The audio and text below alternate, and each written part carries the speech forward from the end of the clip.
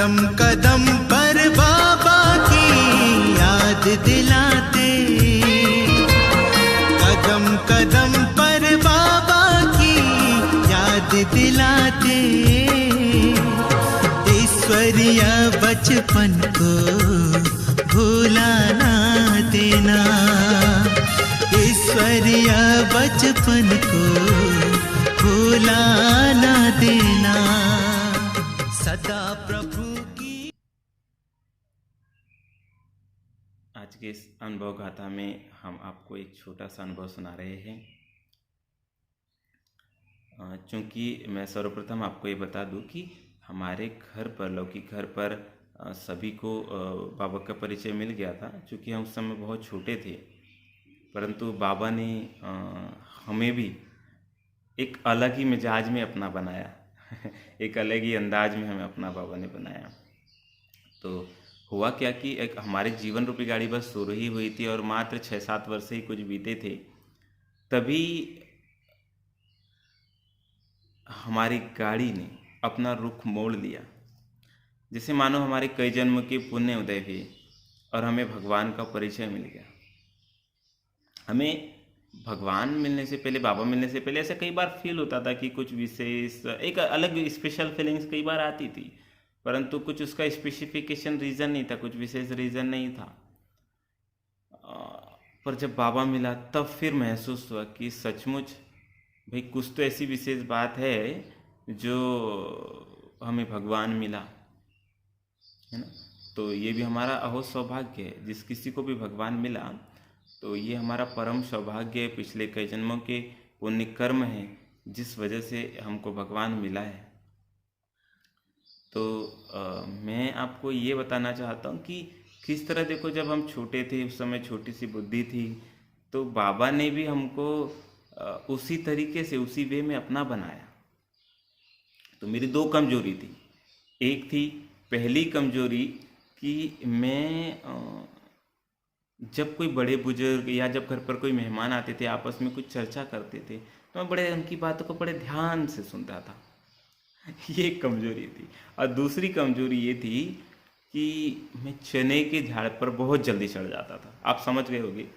That means अगर किसी की थ्रू किसी बात के लिए एप्रिसिएशन मिला तो समझो हमारा प्रमोशन हुआ उस चीज़ के लिए।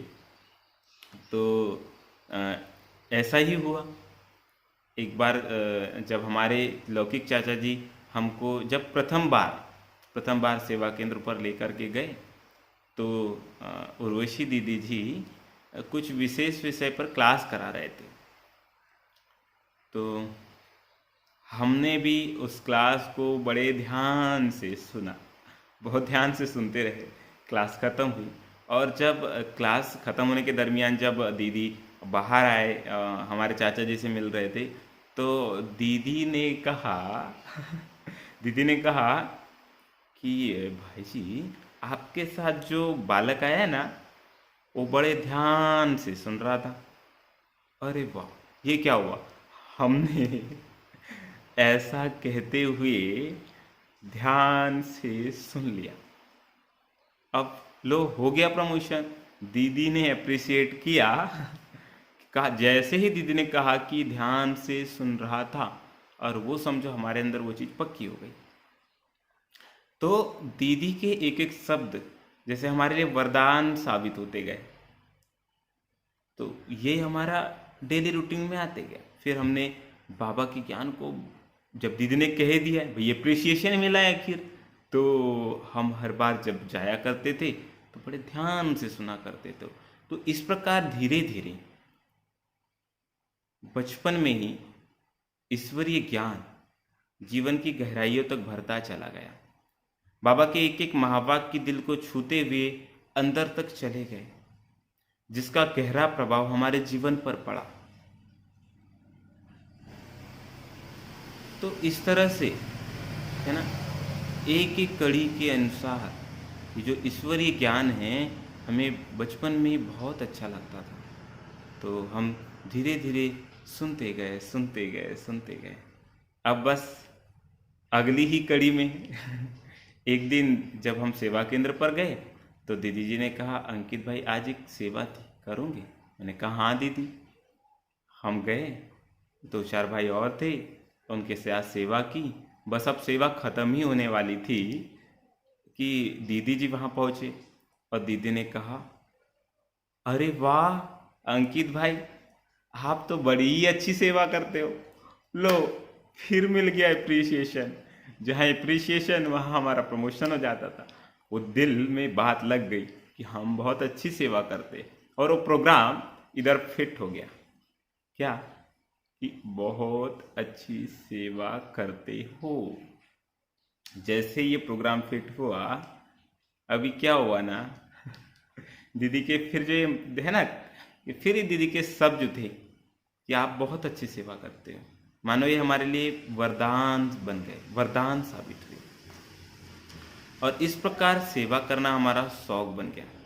हमें सेवा करना बहुत अच्छा लगने लगा, क्योंकि हम बहुत छोटे थे, इतनी समझ नहीं थी, परंतु फिर भी मैं समझता हूँ कि धीरे धीरे करके ना, ये ईश्वरीय सेवाओं ने और बाबा का जो ज्ञान सुनते थे, मुरली सुनते थे, इसने हमें बहुत आगे ले गया। क्योंकि जीवन एक हमारी कोरी किताब की तरह था, है ना। तो इस कोरी किताब में रंग भी आदरणीय दीदियों ने ही भरा है। और मैं सच कहूँ आपको, यही वास्तविकता है कि इस कोरे कागज़ में, मैं तो एक गांव से आया हुआ एक छोटा सा साधारण बालक की तरह था, परंतु एक छोटी छोटी विशेषताएं, छोटी छोटी सेवाएं, यानी मैंने दीदियों के सानिध्य में रह करके, आदरणीय उर्वशी दीदी जी और जयश्री दीदी के सानिध्य में रह करके मैंने अनेक प्रकार की सेवाएं सीखी। और सेवाओं में आगे बढ़ते आगे ही आगे बढ़ते रहे। सेवा चूँकि हमारा अब तो शौक ही बन गया था। और एक इंसिडेंट आपको सुना दूं कि मैं अगले ही दिन जब कुछ विशेष प्रयोजन पर जब सेवा केंद्र पर गया, तो एक कतार में खड़े होकर के सब लोग दीदी के पास जा रहे थे, सबको एक ब्लेसिंग कार्ड मिलते जा रहा था। मुझे भी उस दिन एक ब्लेसिंग कार्ड मिला और उस पर लिखा हुआ था, क्या लिखा हुआ था कि आप अर्श निवासी बच्चे फर्श पर अवतरित हुए हो बाप का संदेश देने के लिए, इसलिए आपके पाँव पृथ्वी पर नहीं। अब जैसे ही मैंने ये ब्लेसिंग कार्ड देखा, पढ़ा, तो मैं तो खुशी से फूले नहीं समा रहा था, बेहद खुशी कि देखो वाह, मैंने अभी अभी सेवा करना मुझे अच्छा लगने लगा और बाबा ने मुझे ये संदेश दिया। तब से मैंने ठान लिया, और यूं कहूँ तो ईश्वरीय सेवा को मैंने अपने जीवन का उद्देश्य बना बैठा। ईश्वरीय सेवा करना ही मुझे अच्छा लगने लगा। तो जैसे जब भी मैं अपनी लौकिक पढ़ाई के बाद में जो भी समय बचता था, स्कूल जाने से पहले, स्कूल जाने से बाद, अपना प्रॉपर वर्क कंप्लीट करने के बाद, तो मैं वो समय ईश्वरीय सेवा में बताया करता था, सेंटर जाता था, सेवा करता था। यूँ कहूँ तो गर्मी के 2 महीने जो स्कूल की छुट्टियाँ मिलती थी, वेकेशन, समर वेकेशन, तो उस समय भी हम सेवा करने सेंटर जाया करते थे और सेवा करते थे, सेंटर पे रहते थे, सेवा करते रहते थे। तो इस तरह से हमने अपने जीवन में सेवाओं को बहुत महत्व दिया। और जैसे भाई सीधी सीधी बात है, स्कूल लाइफ में भी 6 सब्जेक्ट होते हैं, तो कोई बच्चा इंग्लिश में टॉपर होता है, कोई मैथ्स में टॉपर होता है, किसी को साइंस बहुत अच्छी लगती है, किसी को आर्ट बहुत अच्छा लगता है। तो हमें भी इस ईश्वरीय विश्वविद्यालय के 4 सब्जेक्ट जो है, इस चारों सब्जेक्ट में से सेवा करना बहुत अच्छा लगता था। हमारा शौक, हमारी हॉबी, हमारा यानी बहुत आनंद महसूस होता था सेवा करना। तो इस तरह से हमारी जो गाड़ी है वो चलती रही, परंतु वो यहीं नहीं रुकी, सेवाओं तक ही नहीं रुकी। फिर कुछ जीवन में ऐसे मोड़ आए जिन्होंने भगवान के प्रति हमारे निश्चय को और मजबूत किया, और वो निश्चय एक दृढ़ निश्चय में तब्दील हो गया कुछ ही क्षणों में। जब समय बीतता गया तो हमारी एक छोटी सी इच्छा थी, हमें ऐसा लगता था कई बार यूं ही कि हमारा एक कोई अच्छा दोस्त होना चाहिए। हालांकि बहुत सारे दोस्त थे, परंतु उसमें भी सिलेक्शन आप समझते हैं, उसमें एक स्पेशलाइजेशन चाहिए था, थोड़ा एक अच्छा दोस्त चाहिए था जिससे हम सारी बातें शेयर कर सके, कोई अच्छा चाहिए भाई, हर किसी को इस एज में फील होता है। तो अब बस मेरा ये चिंतन चल ही रहा था। मैंने ऐसा सोचा ही था कि अगले ही दरमियान मैंने देखा कि एक फिल्म में दिखाया जा रहा था। फिल्म थी ओ माई फ्रेंड गणेशा। वो किसी गणेश उत्सव पे कुछ विशेष खास प्रयोजन पे वाली फिल्म मैंने देखी थी। तो ओ माई फ्रेंड गणेशा जब मैंने फिल्म देखा तो मुझे लगा उसमें, क्योंकि एक किरदार होता है उसमें, जो एक बालक होता है, गणेश जी उसके फ्रेंड होते हैं और उसके हर परिस्थिति में उसकी सहायता करते हो। तो वो मुझे बड़ा अच्छा लगा और थोड़ा सा अंदर दिल में एक बात घर कर गई।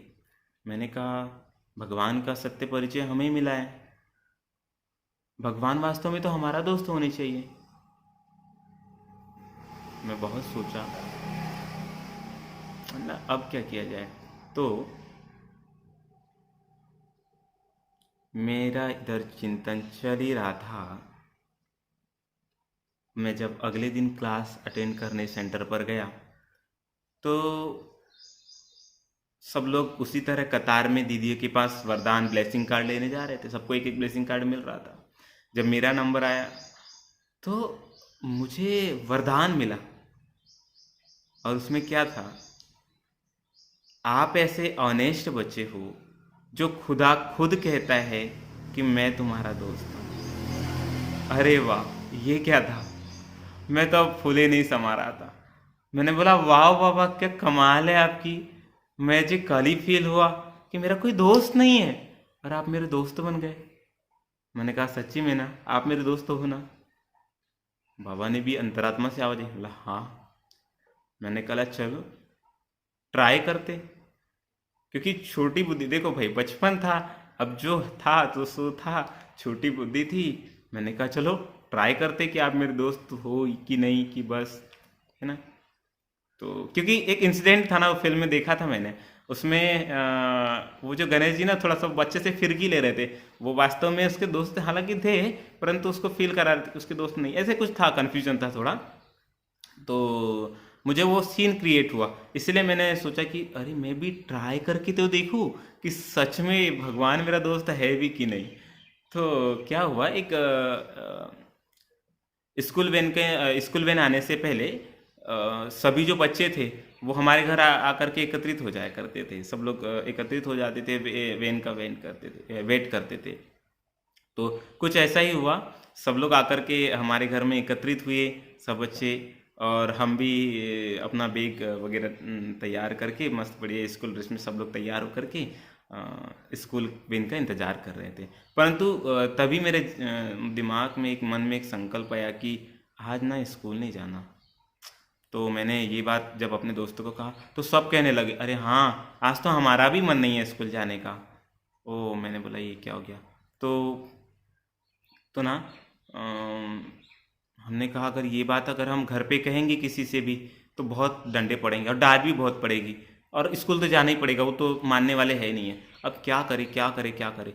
तो क्या हुआ, मेरे जो दोस्त थे ना उनको पता था कि तू कहता है ना, उन्हें मेरे को कहने लगे अरे भाई देख, तू कहता है ना कि तेरा दोस्त भगवान है। मैंने कहा हाँ है। तो उन्होंने कहा हाँ बोल अब अपने भगवान को, अपने दोस्त को, कि आज हमको स्कूल नहीं जाना है, कुछ करे। मैंने कहा ओ नो, क्या हो गया। फिर सोचा चलो ठीक है। मैंने कहा चलो, ले गया सबको बाबा की तस्वीर के सामने, सबको बिठाया। मैं लाओ बैठो। हाँ मतलब सब कहना कि देखो बाबा आज ना प्लीज़ कुछ तो करो, आज हमको स्कूल नहीं जाना। तो मैंने जैसे ही बाबा को कहा कि बाबा आज प्लीज़ स्कूल नहीं जाना ना, कुछ करो प्लीज़, तो क्या हुआ।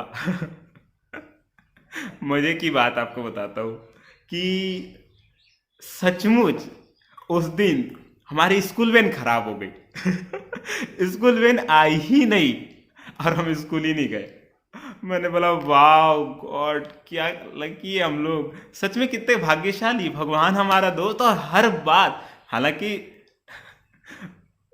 बाबा को ये सब चीज़ें अच्छा नहीं लगा होगा, परंतु फिर भी जो बचपन की फीलिंग्स थी हमारी, जो बचपन वाला प्यार था ना, तो बाबा ने उसको मना नहीं किया। बाबा ने कहा ठीक है बच्चे, आज की जो बात है ना, चलो ठीक। तो सच में उस दिन वे नहीं आई, सब इतने मजे, खुश हो गए। और सब, मेरा ही नहीं, सबका विश्वास बाबा के प्रति इतना बढ़ गया, इतना बढ़ गया, दृढ़ निश्चय, सभी सहयोगी बन गए। और मैं जब उनको सेंटर चलने बोलता था ना, तो पूरा का पूरा ग्रुप सेवा करने आता था साथ में, सब लोग जाते थे सेवा करने।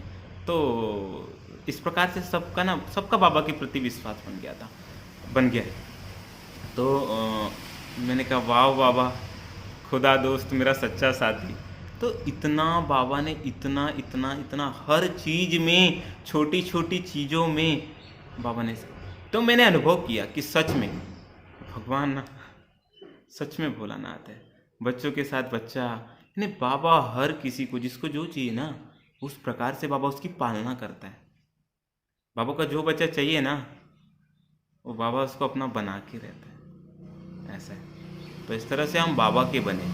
बाबा ने इतनी अच्छी फ्रेंडशिप हमारी बाबा के साथ। अभी मैं आपको एक दूसरा इंसिडेंट बताता हूँ, जिससे मेरा निश्चय और 101, 102 बहुत आगे चला गया। मैं आपको बताता हूँ दूसरा, आप अच्छे से सुनना।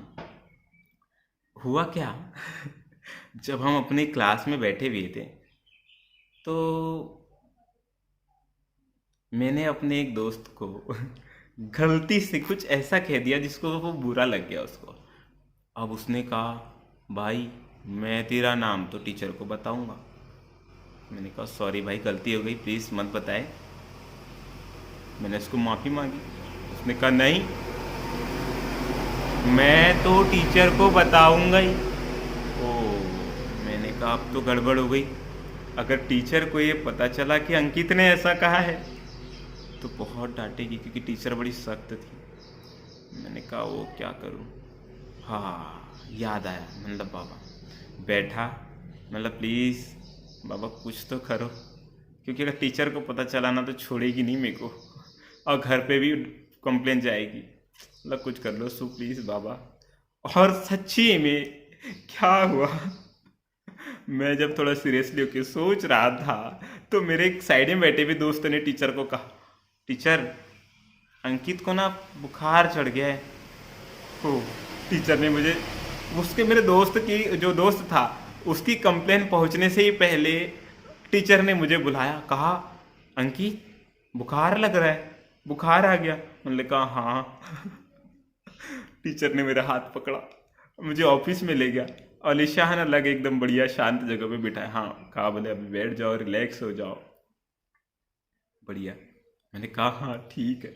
मैं अंदर ही अंदर खुशी मना रहा था, मतलब वाह बाबा गजब है आपकी, क्या कमाल है। सच्ची में बाबा हर चीज में इतनी मदद करता था, इतनी मदद हर चीज में। तो मुझे यूं फील होता था कि सच में देखो मेरी पूरी पालना कौन कर रहा है, मेरे साथ कौन है।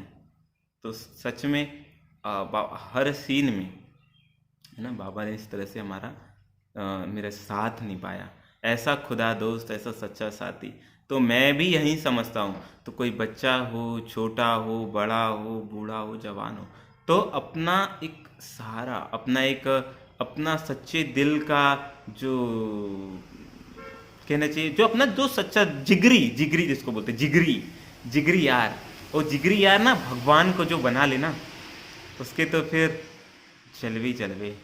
तो सच्ची ऐसा बाबा के साथ बहुत बहुत आनंदमयी अनुभव है।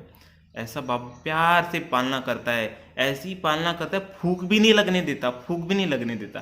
कोई प्रॉब्लम आती है ना, बाबा दूर के दूर उसको ऐसे हटा देता है, आपको उसकी आँच तक नहीं आती।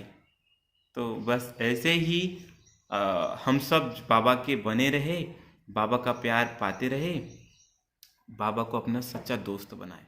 कदम पर बाबा की याद दिलाते